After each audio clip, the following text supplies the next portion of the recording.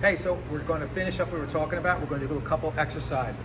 Now, as I said before, we have to hit the proprioception system first, which is your ability to work the sensory portion before you strike, before the motor. This is the part of the computer in your brain that puts together everything that's going on around you, so the brain can decide which way to hit and strike. Okay? So the main muscles we want to focus on right now is going to be the rotator cuff muscles and the serratus anterior. These are all stabilization muscles for the shoulder. Okay, so Tim's going to get into a completed strike cross, basically. He's going to hold it there. In this position, against the TheraBall, against the wall, you want to make sure the wrist is locked, the elbow is locked, and the shoulder is rotated exactly you would be in a strike position, whether it's a jab or a cross. You're then going to put enough pressure into it to hold that ball. He's going to attempt to try to pop the ball through the whole system.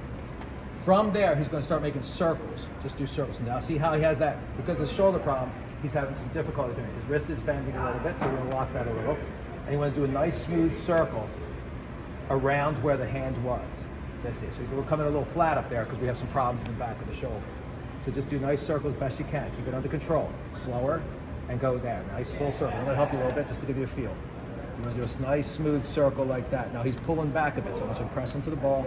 There you go. Now you're feeling it. Now he's firing his proprioception system. He's firing his rotator cuff muscles and the serratus anterior, which gives him stability. After about 20 or so this way, you want to go the other way. And you can see once again the weakness going now. It's the counterclockwise between 12 and 9, if we use it as a clock. After about 20 of these, you want to do a figure 8. And that's going to work this system. That's it. Keep that fist on there. Yeah, and so it's a little weak right now, but he's got a bad shoulder injury, so we're going to work that out. This is the first step. Keep the elbow locked. Yeah, it's a simple exercise, but it really knocked this wind out of you. All right, so let's take a little break from that. We'll go to the next exercise.